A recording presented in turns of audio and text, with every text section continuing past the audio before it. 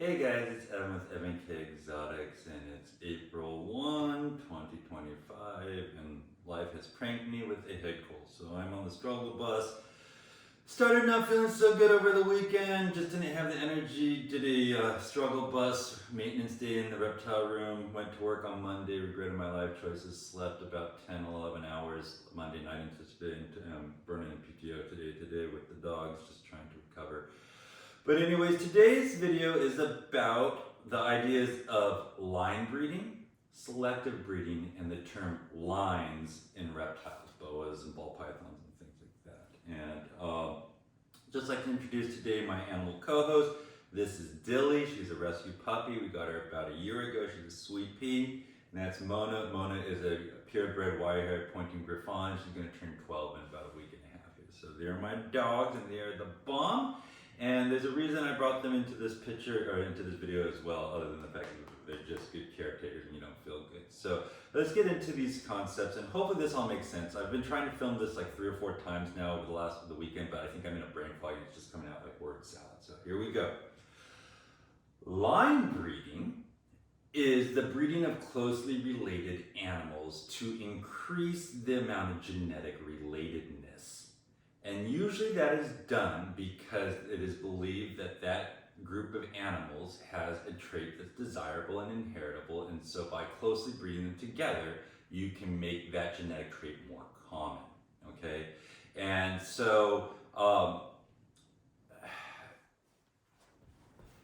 the reptile hobby has not done a very good job of taking line breeding and documentation and avoiding the risk of inbreeding seriously, and I think some of that is due to the fact that reptiles are not as susceptible to inbreeding as other animals, but also I think some of it is just culturally they discount the value in that.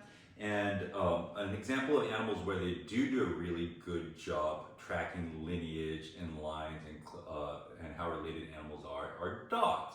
So if you really want to look up how to be very disciplined about tracking lineages, tracking lines, tracking the relatedness of animals in a quantifiable way called the coefficient of relatedness, go look up like AKC dog breeding. And that's something where you'll start to see how you can deliberately track that, as well as do things like outcross to avoid some of the hazards of that line breeding. Because another point I would make to you guys is that line breeding, what's the difference between line breeding and inbreeding? And I would tell you that the difference is whether or not the outcomes are desirable, and if that outcome travels with other undesirable side effects. So if you breed closely related animals together and you get only desirable traits, that's line breeding. If you breed closely related animals together and you get an unhealthy animal, that's inbreeding. Or if you breed closely related animals together and you get your desirable trait, but it travels with something else undesirable, that starts to look like inbreeding in my mind. Okay, so that's just something I will tell you. The other thing I will tell you guys is that line breeding happens inadvertently as well within your collection, simply because if you breed past the first generation and you're breeding animals that you've produced, you're likely backbreeding them to related animals. So that's a form of line breeding. So it happens inadvertently within your own collection, and it also happens inadvertently within the national collection, at least. You know, if we look at all the animals within the hobby, especially certain species and populations, and depending on how available they are, they can start to become very closely bred, inadvertently line bred as well. And because it's inadvertent, they're probably not targeting desirable traits, so it's more likely to look like inbreeding, if that makes sense to you guys. Selectively breeding is the idea that you are selecting deliberately animals to breed that have a desirable trait with the hopes of enhancing or increasing that desirable trait.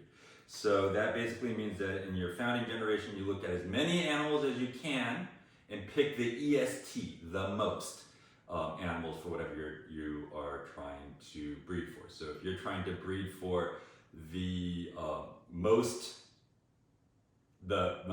purple Guyana boas, the first thing you should do is try to go and look at several hundred Guyana boas and try to select the most purple. And then you raise those up and breed them, and through successive generations of selecting the EST animal for whatever you are trying to select for, you should be able to create an animal that's significantly changed. And the point I would make here is that true, strong, selective breeding requires a large library of animals from which to select from. Because I think a lot of times people think that they're selectively breeding when they are like, I have four, like for example, I have four adult Argentine boa constrictors. I picked the two that I thought had the most lace-like pattern and paired them together this year. That's what I did. That's how I selectively bred. But I would not call that selective breeding because I only had 4 animals. So that's relatively weak selective breeding from which to choose from. It is more a pairing of availability. Not to say the animals aren't great. I'm just saying that a condition for true selective breeding is that you have to have a large number of animals to select from. And if you look at, think of it, another way to say it is if you have 4 animals and you pick the pinkest animals out of that 4, and then you had 100 animals and you pick the 2 pinkest animals out of that 100, it is far more likely that the 2 animals from that 100 are going to be pink, more pink than the 2 animals from that 4, just by the sampling size. So start with a large sampling size and deliberately select from there, okay? So that lays forth the concepts of line breeding versus selective breeding. And now I want to talk about the term lines when we talk about reptiles. And this kind of gets a little confusing because, quote, lines has the word lines in it like line breeding does. And some lines for reptiles sometimes means line bred, usually means line bred to a degree, but it can also mean selectively bred to a degree, and it doesn't really connotate which to which, if that makes sense. So when we talk about a line within the reptile hobby, we're probably talking about something that is both line bred and selectively bred. And the degree to which it is line bred and the degree to which it is selectively bred can vary. And so I'm just going to give you 3 examples of lines of animals that are lines, and on the one end I think it's relatively heavily line bred and relatively mildly selectively bred, and on the other end I think it's relatively heavily selectively bred and relatively mildly line bred. And so here's what the example that you say. On the end of heavily line bred and mildly selectively bred, I will point to Palmaville Peruvian boa constrictors. Those are, my understanding, originate from 2 animals. And over time, they've produced litters from those and then selected from those litters animals that have that appearance of targeting and bred them together. So there is some line breeding, but the truth of the matter is because the founding stock, and this, I'm not a historian on the Palmaville, so correct me if I'm wrong, and I'm not saying this to disrespect or knock on them. My understanding is it came from 2 animals, and those animals just happen to have the genetics that they needed to make it a Palmaville Peruvian. Look into them and they've just mildly enhanced it over time. But so Palmavilles are heavily line bred, closely line bred, mildly selectively bred. Kind of an example of something that I will say is both line bred and selectively bred is the work that Mark Busby's doing with Peruvian boas right now, okay? And Mark Busby, True Exotics out of Boston, Massachusetts, is doing some of the best work with the constrictor complexes out there right now. If you just want to know about who I think has the coolest collection of true red-tailed boas going right now and the work with it, it's Mark Busby. And what Mark Busby's doing with these Peruvians is he has a large number of animals, which is a condition for selective breeding, and he has a large variety of animals. And if you know anything about Peruvian true red-tailed boas, they are not available wild caught or imported anymore. So to some degree, they're all automatically going to be line bred. And I believe, and I'm not trying to speak for Mark because I don't know personally, but I believe he holds genetics primarily from Boas Peru, Matte Blast animals, Rio Bravo, which is Gus Renfro, and Palmaville animals. So he's got those 4 lines going on. But if you see what he's doing and sharing, he's starting to tag things as Rio Blast animals, okay? And he's starting to share these animals called Rio Blast animals. They're wild looking. They're really exceptional animals. And what they are is they are a mix of 2 lines. Rio Bravo, Gus Renfro animals, and Matte Blast animals. So he's calling them Rio Blast animals. And he's pairing them together very deliberately. I've talked to him and tried to ask him what he's targeting for, and he's got a very distinct and deliberate target, what he's looking for.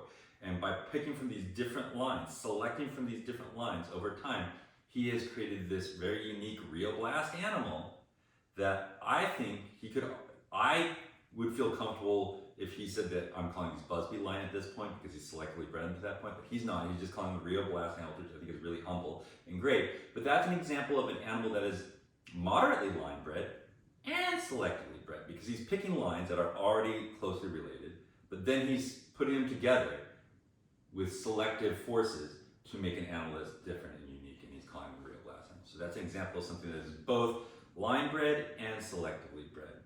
And the example of something that is heavily selectively bred but only moderately line bred, I would point to like the Max Pink line Argentine boa constrictor, because when Bob Guerriere started that, it was back in the days when you could get Argentine boa constrictors, and he was getting them from people that were importing and working with large numbers of animals, and so he was able to select from a large number of animals, and over that founding stock in multiple generations, he's been able to select and select and select, and now he's in his 4th generation at least with these Max Pink boas. And so that's an example of something that started with more genetic diversity, was heavily selectively bred to get to a point where he had animals that were very different from the originals. So that's just kind of something that I will tell you. That's actually another concept as I'm talking about it right now, is that maybe this can be true.